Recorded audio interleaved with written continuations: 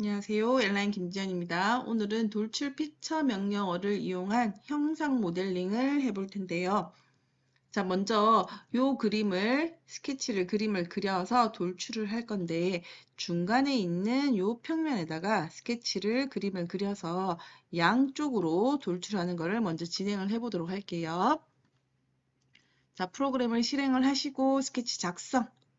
우리는 여기 정면도에다가 그림을 그릴게요. 여기다가 그릴까요? 똑같이? 자, 그럼 이렇게 하시고, 자, 지금 제가 어디를 잡았냐면, 스케치 작성을 눌러서 여기 잡았어요. YZ 평면을 눌러줬습니다. 자, 이제 여기에서 그림을 그릴 건데, 먼저 가로, 세로 사이즈가 60에 70이죠. 그러면 가로 60, 세로 70짜리 이렇게 네모를 하나 그림을 그려볼게요.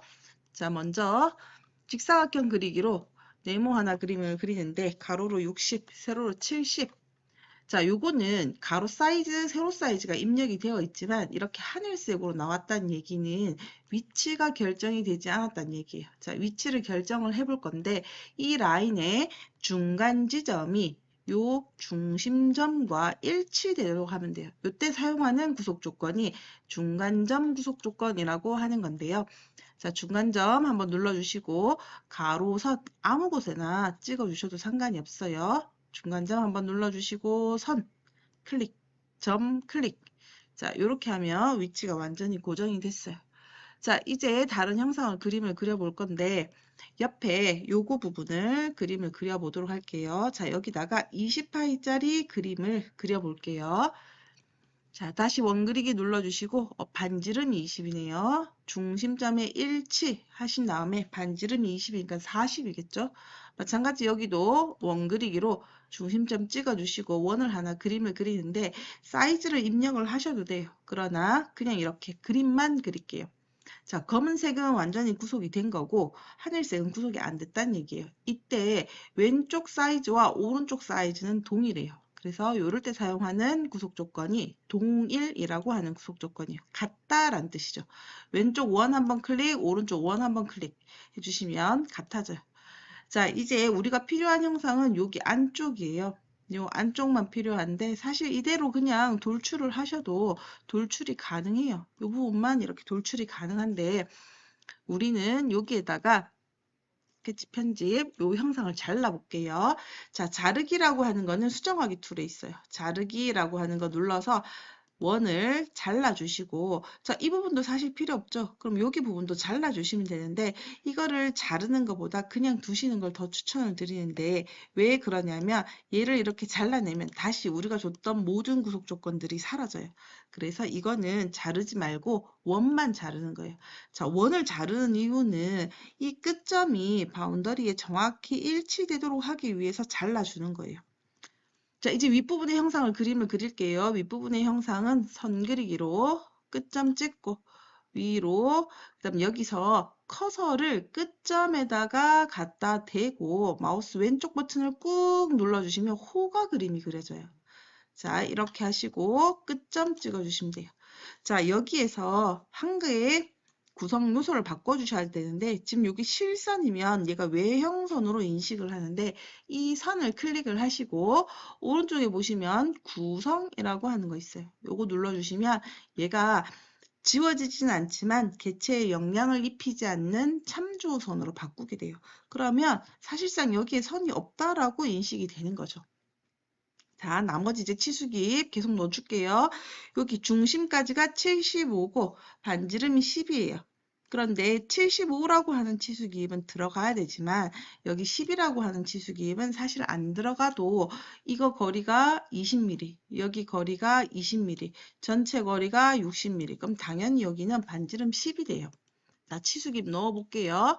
치수 눌러주시고 바닥선에서부터 원까지, 호까지 거리 75라고 입력을 해주시고 자, 이렇게 하면 사실 완전히 다 구속이 돼야 되는데 여기 보시면 한쪽은 접선, 근데 여기는 찌그러졌죠. 자, 그래서 여기에 이런 부분에 치수기 대신 넣을 수 있는 접선 구속 조건이라고 하는 거 왼쪽 요거와 똑같은 구속 조건을 주시면 치수를 따로 주지 않아도 완전히 구속이 되는 거예요.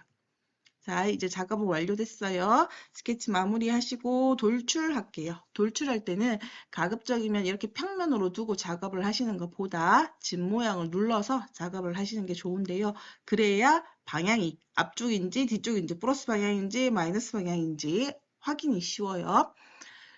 돌출 눌러주시고 자, 요거는 한쪽 방향이 아니라 양쪽 방향으로 돌출을 할게요. 그리고 사이즈는 109mm네요. 109. 자, 이때 제가 양쪽 대칭이라고 하는 메뉴를 사용을 했고 109를 줬어요. 그랬더니 기준 평면에서 109mm, 이쪽도 109mm 이렇게 해서 218mm가 되는 거예요. 그래서 이때는 측정값이라고 하는 요거를 전체 길이라고 바꿔주셔야 얘가 전체 109mm 이렇게 작업이 되는 거예요. 자, 요거 만들 이렇게 작업하고 그냥 확인 눌러주시는데 꼭 전체 길이로 해주시고 확인 눌러주시면 돼요.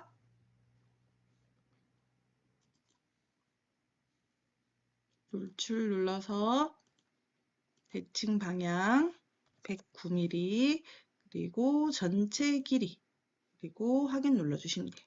자, 이제 속을 비워볼게요. 속은 안에다가 형상을 이렇게 그림을 그려서 요 형상대로 빼주셔도 되는데 가장 쉽게 작업할 수 있는 명령어가 쉘이라고 하는 명령이에요. 쉘 눌러주시고 윗면은 제거하겠다. 제거할 면을 찍어주는 거예요. 그러니까 오픈하는 면을 찍어주는 거죠. 제거할 면, 윗면 찍어주시고 두께값 4 그리고 엔터 치시면 안의 객체가 자동으로 비워져요. 자, 이때 방향을 외부로 하겠다라고 하면 바깥쪽이 4mm가 되는 거고 양쪽으로 하겠다 그러면 양쪽 다 합쳐져서 4mm가 되는 거예요. 요건 내부밖에는 사실 안 되겠죠. 내부로 해서 두께값 4mm 주겠다. 그리고 확인 눌러주시면 돼요.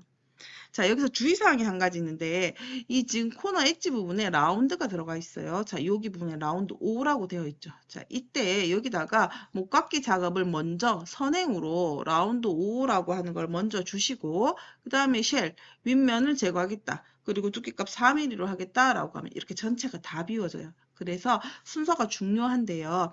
이때는 라운드 작업을 하시기 전에 그런 다음에 쉘을 먼저 주셔야 돼요. 쉘 먼저 주시고 윗면은 제거하겠다. 그리고 두께값은 4mm로 하겠다. 안쪽 부분으로 두께값을 적용하겠다. 내부로 확인 눌러주시면 되고요. 이 작업을 먼저 선행으로 작업을 하시고 모서리에 라운드를 주시면 돼요. 자, 이제 손잡이 부분을 그림을 그려볼게요. 손잡이 부분은 가장 쉽게 여기다가 그림을 그려서 다음 면이 있는 곳까지 돌출하겠다. 이렇게 작업을 하시면 돼요. 자, 그럼 우리는 안쪽 평면에다가 일단 이거 동그라미를 하나 그림을 그려야 되겠죠. 이 동그라미는 12파이예요. 자, 안쪽 면을 클릭을 하고 마우스 오른쪽 키 누르면 스케치 작성 나오죠. 스케치 작성을 눌러주시고 자, 이렇게 작업이 되어 있으면 그림을 그리려고 하는 거는 이 평면인데 앞에 여기 평면이 가리고 있어요. 그래서 오른쪽에 보시면 슬라이스라고 하는 게 있는데 이거 눌러주시면 절단해서 앞쪽의 형상을 제거하고 나타내줘요. 자, 이렇게 하시고 그림을 그리시면 조금 더 쉽게 그림을 그릴 수 있어요.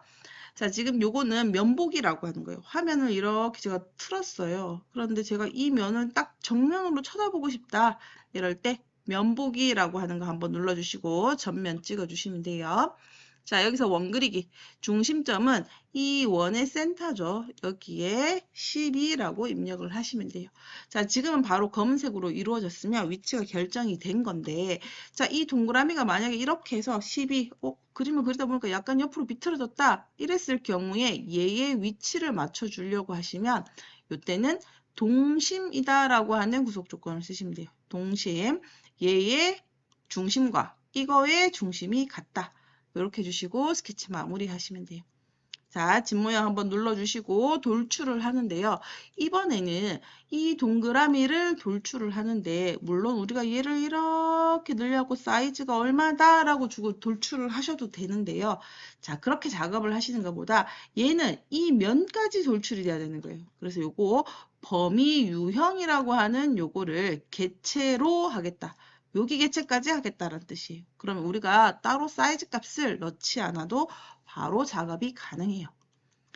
자, 이제 작업이 끝났어요. 여기에다가 이제 재질을 한번 넣어 볼 건데요. 아무거나 면을 하나 선택을 하시고 마우스 오른쪽 키 누르면 색상이라고 나와요. 자, 여기 색상 눌러서 여기에다가 재질을 집어 넣을 건데 나무 재질을 한번 넣어 보도록 할게요. 목재에 가서 소나무 한번 넣어 볼게요. 자, 여기서 소나무를 선택을 하고 이렇게 끌고 와서 여기다 놔주시면 돼요. 자, 근데 여기 봤더니 여기는 옹이가 중간중간 좀 있는데 이건 아무것도 없고 그냥 합판 같잖아요. 이거는 패턴의 크기가 너무 커서 그런데 자, 요거 소나무라고 하는 거 누르고 마우스 오른쪽 키 편집 눌러서 여기 축척 값을 조금 줄여주시면 패턴이 조금 더 촘촘하게 나와요. 자, 이렇게 해서 크기를 줄여주시면 되고 회전을 줄이게 되면 방향이 이게 조금 바뀌는 거예요. 패턴이 조금 돌아가는 거 보이시죠? 그다음에 거칠기라는 거 주시게 되면 표면을 조금 더 강하게 보이게 이렇게 해주는 건데 요거는 그닥 뭐 차이가 없네요. 반사율이라고 하는 거는 이제 우리가 그 유리 같은 재질을 줄 때 많이 사용을 하는 건데 여기서는 뭐 그닥 차이가 나진 않는데요. 네, 이렇게 해서 종료 눌러주시면 돼요. 자, 그냥 이대로 두고 작업을 하셔도 되고 밑에 보시면 화면 표시 설정이라고 하는 거 있는데 여기에서 비주얼 스타일이라고 하는 거 있어요. 요거 음영 처리. 그리고 뒤에 모는 종이, 난 이런 거 모는 종이 별로 안 보고 싶다. 그러면 여기 그리드 및 스냅에 가서 배치 그리드 끄시면 돼요.